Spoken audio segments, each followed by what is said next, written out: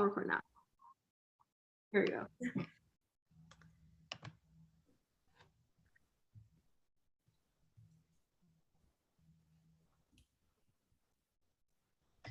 Okay, hi everyone. My name is Cami and welcome to our GCF event.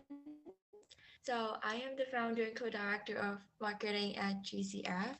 And as you all know, Girls Can Finance is a youth lead organization globally globally focusing on bridging the gender gap in the field by empowering girls and providing accessible resources to all.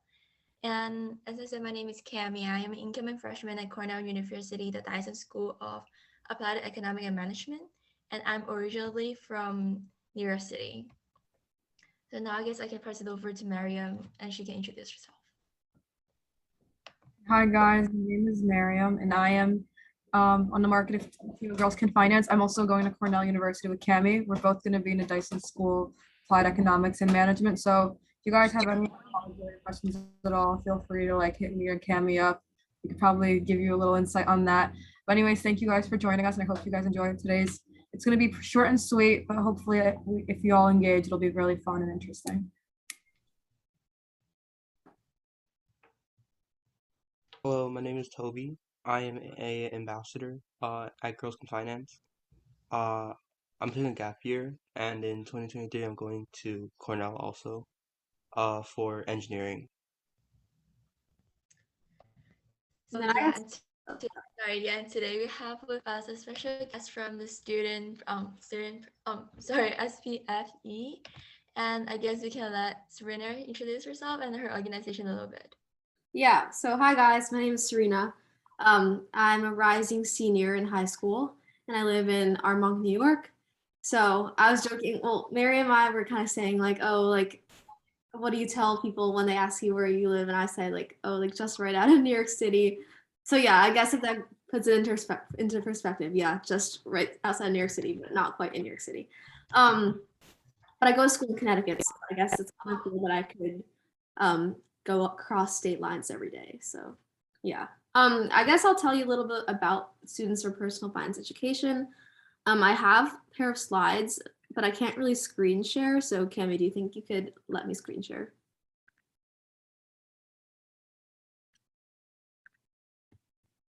Thank you.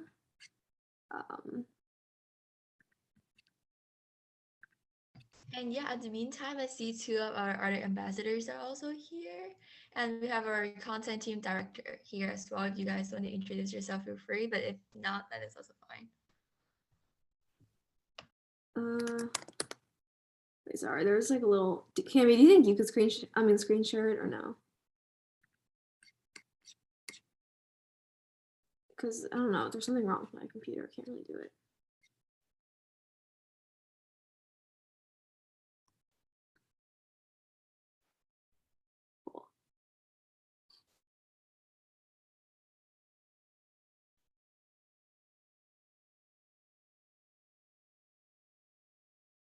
Sorry, give me 1 second. No worries.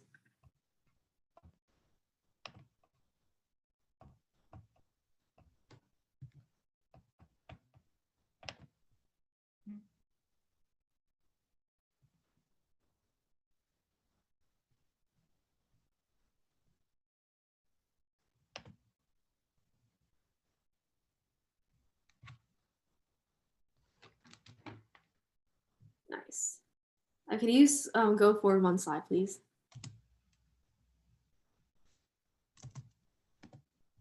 Okay, so I guess this is on today's agenda. I'll just introduce my mission, and then there are a lot of myths about financial literacy and curriculum, so I'll discuss studies that I've come across that discuss the effects of these financial literacy programs in school curriculums. And then we're gonna kind of move it to a discussion. Hopefully some of you will participate, but this will just be coming from our personal experiences. Just a discussion on gender, racial, and socioeconomic disparities in accessing financial literacy. And then if we have time, Q&A, and I guess we can share the most important financial literacy concepts that we think that you all should know. Next slide, please. Cool.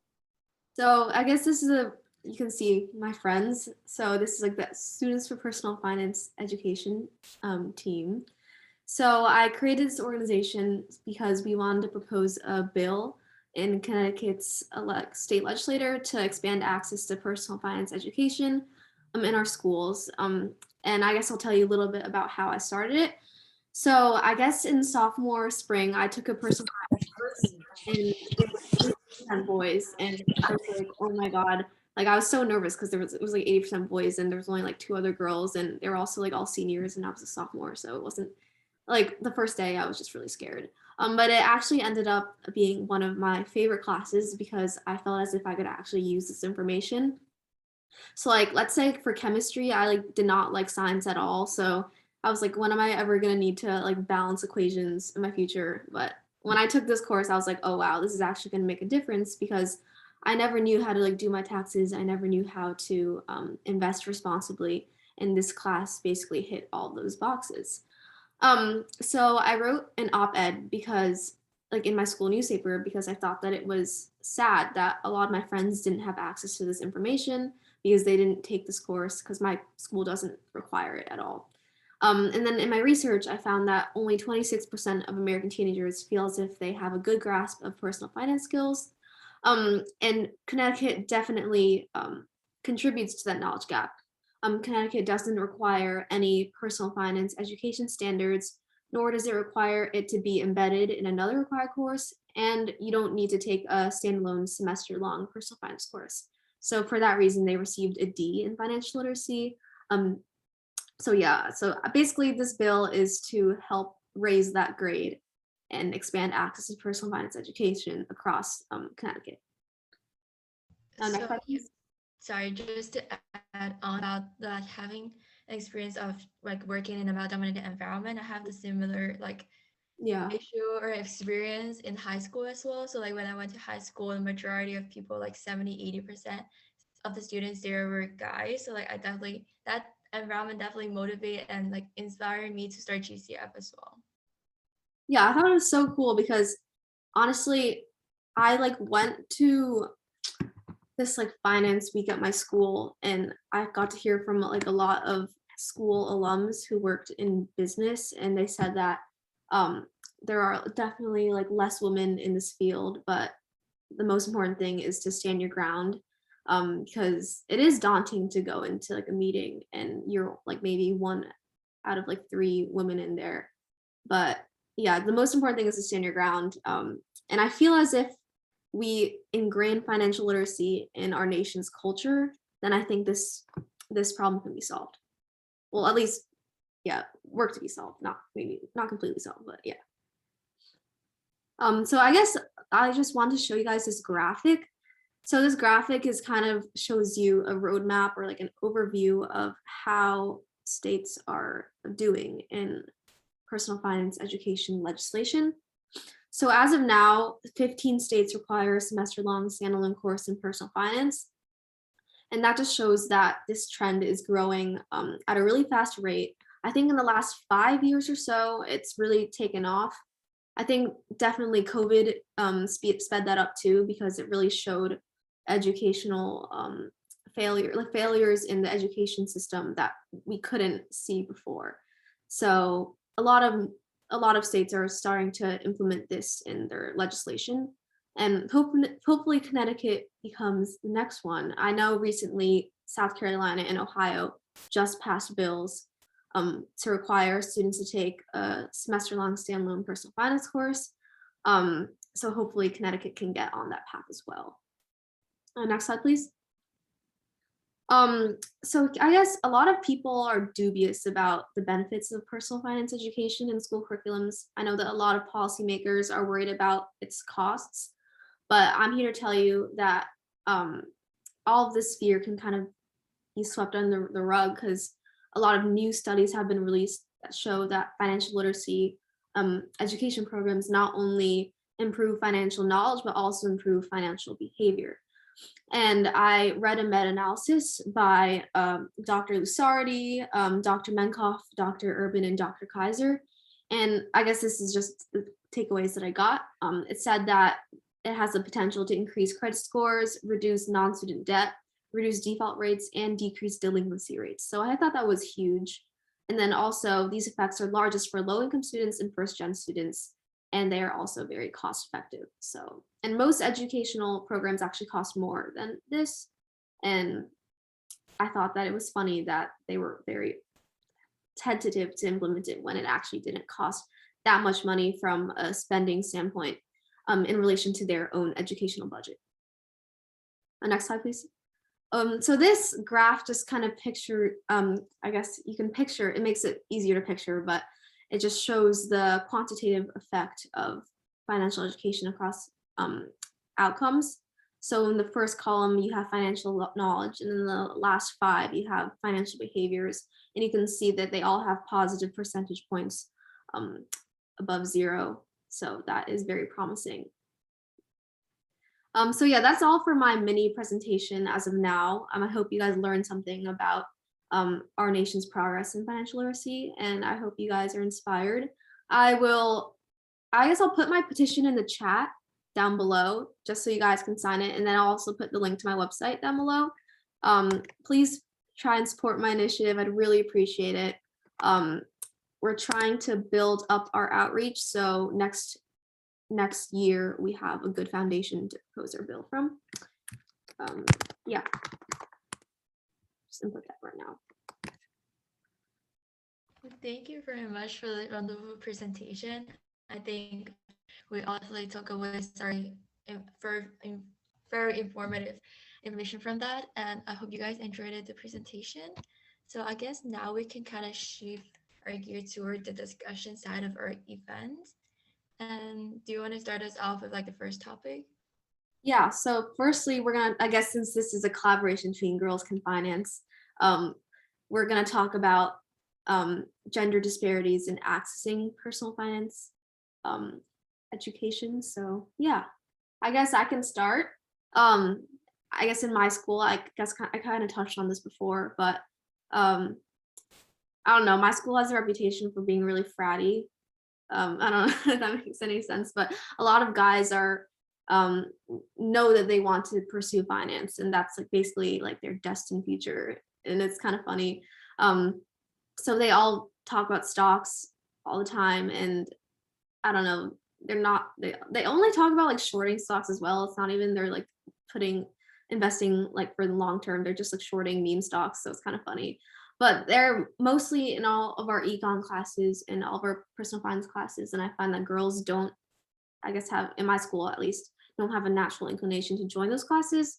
As I said, I was one out of the 3 girls in my personal finance course, and it was really nerve-wracking because I felt as if they knew everything. Their parents probably taught them these topics before, and I felt as if I kind of had to come from behind in a way. So that's why I think that we need to stress this in our schools so it doesn't become like this, because it is a big problem. And then you can see in the workforce, it kind of translates a little bit as well and follows us. So yeah, that's just my experience. How about you guys?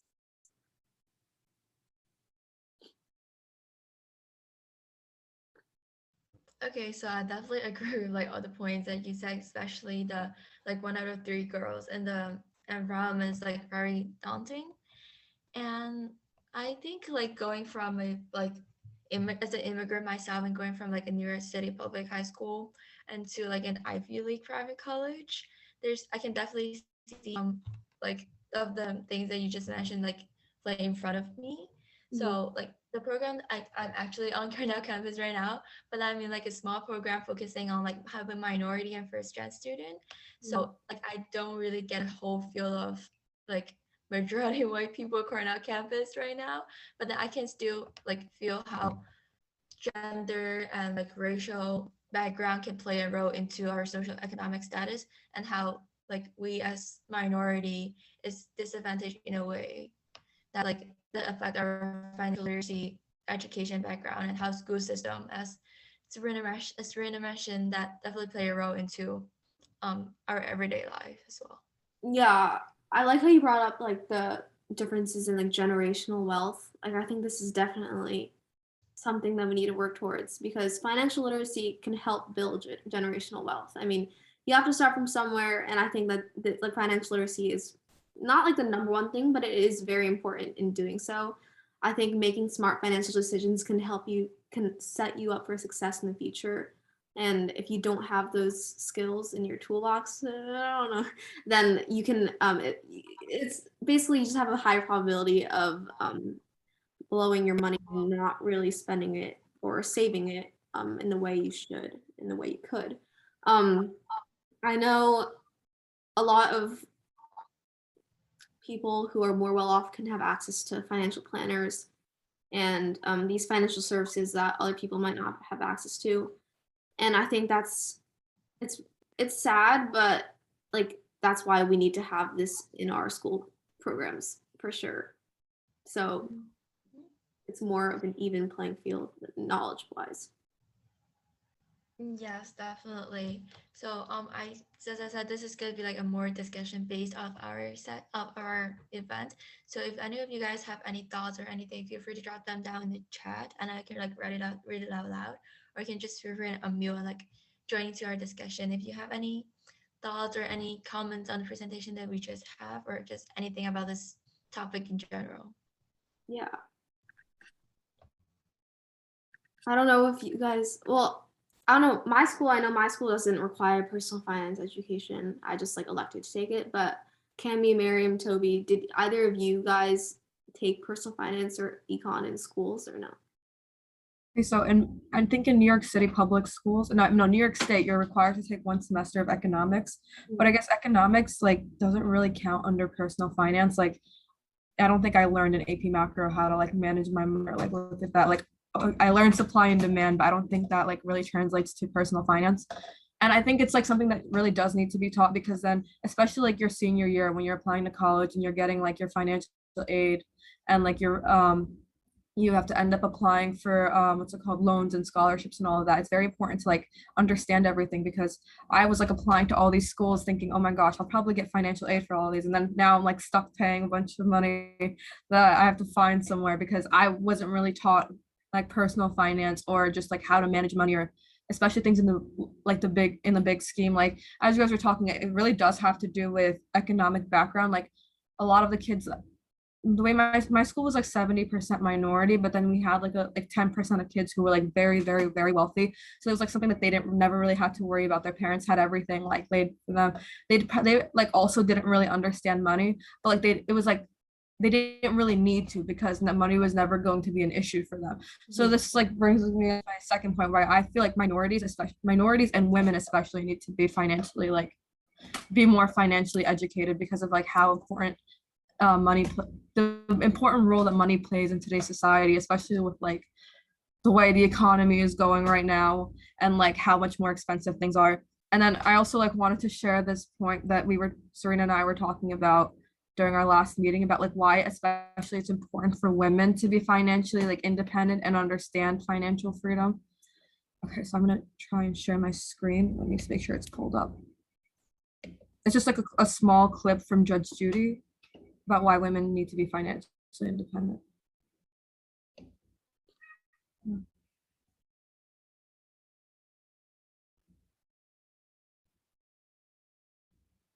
Sorry guys, it's just loading. My connection's a little bad.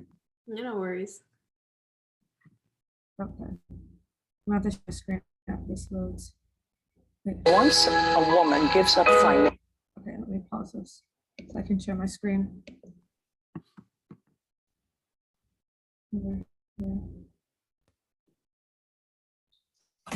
Share.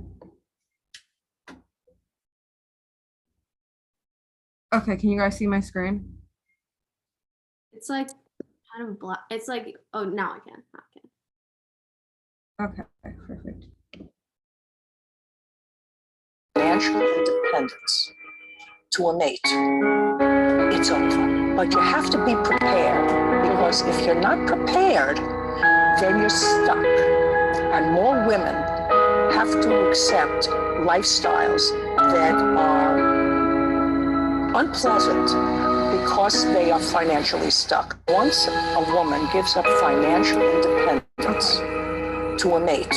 Okay, so as you guys, I don't know if everyone knows this, but Judge Judy like deals with a lot of divorce cases, and like a lot of the issues she sees are with like women like being trapped in marriages because they're like housewives or like they're financially dependent on their spouse. So they kind of like they're like forced in situations where they can't really get out because if they try to get out, they're gonna be forced to provide for themselves, but they're unable to because they've like tied themselves down to another person financially. Mm. I don't know, that's kind of funny because I've never like seen Judge Judy since like, I don't know, it's the first time I saw her since like 2 years ago. But Yeah, she's a lot popular. She's a lot more popular a while ago. yeah. I think, correct me if I'm wrong, but Kiara, Kiara, is that how you pronounce your name? Sorry. Sorry, I should have just unmuted. To be honest, it's Sierra. Oh, sorry. Oh, do you want to say what you do? You want me to read it or do you? I can read it. Okay, cool. Basically, I wanted to get into computer science and like robotics, and I feel like I was very discouraged, and even like my teacher didn't want me to join because I was like the only girl. And I feel like it's the same for finance, same situation where you don't want to be the only girl in the room. It's very uncomfortable. It's not welcoming. So that's kind of why it's important to have meetings like this to kind of, you know, bring it together instead of like, you know. Yeah, I get you. Yeah, I get you. I get what you're saying. Yeah, I think comp sci, especially, I think comp sci is actually in like engineering is worse than finance, like in the finance field. I know that Connecticut proposed a bill to implement more computer science in our school curriculums, like kind of like what we're trying to do with personal finance, but I know that that bill was voted down. So it's unfortunate, and I feel like people don't see the value because those legislators aren't students and they can't really relate to what we're going through. But I think that's why it's so important that students ourselves need to actually communicate to our legislators, whether it's through a letter. Honestly, they'll be probably really excited to hear what you have to say because they're all about listening to the community. Yeah, so I just encourage like sending letters to whoever your representative is. I think that's how one way you can make change. But yeah, it's definitely a problem that needs to be solved. Yes, definitely. Like I'm really, really inspired when you reached out to me, like saying that, oh, I'm like working towards passing this legislation about personal finance in Connecticut. Like like a high school, like rising seniors, like doing all of these is like really inspiring, amazing. Oh, thank you so much. You know, honestly, my friend is actually in this meeting. Her name is Sanskriti. She actually inspired me. So, because she like proposed a bill for like food allergies. So you have her to thank too. But yeah, I think yeah, it's also in politics as well. Like a lot of women, I don't know from there was a talk in my school from like some state representatives are not no actually like yeah, state representatives in the CT legislature that were women. They were talking about their journeys in becoming a politician and how a lot of people kind of discouraged them and didn't really believe in their campaign. But they ended up winning. That actually happened with this mayor that I interned with. She actually she first served in the CT state legislature and then she wanted to become Stamford mayor. So I thought that was really cool. And I feel like it's just like the women that I've surrounded myself with, they've helped build my confidence in all different types of fields. So I think that's why it's so important to have meetings like this where girls can just like get together and join and, you know, hopefully it'll inspire more people. I don't know, that's kind of corny.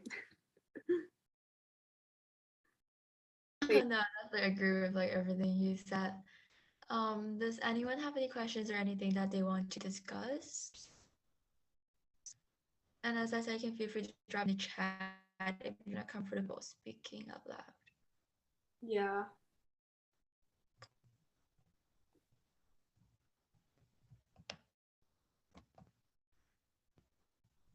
But if no one has questions in the meantime, I'm just curious, where do you guys live? Like, or like, I'm just curious to just get a geographic sense.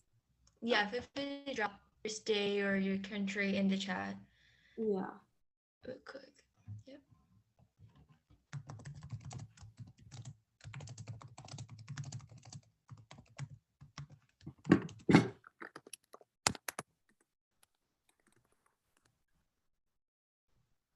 Nice. Mostly New York, but we have one Dallas, Texas. That's cool.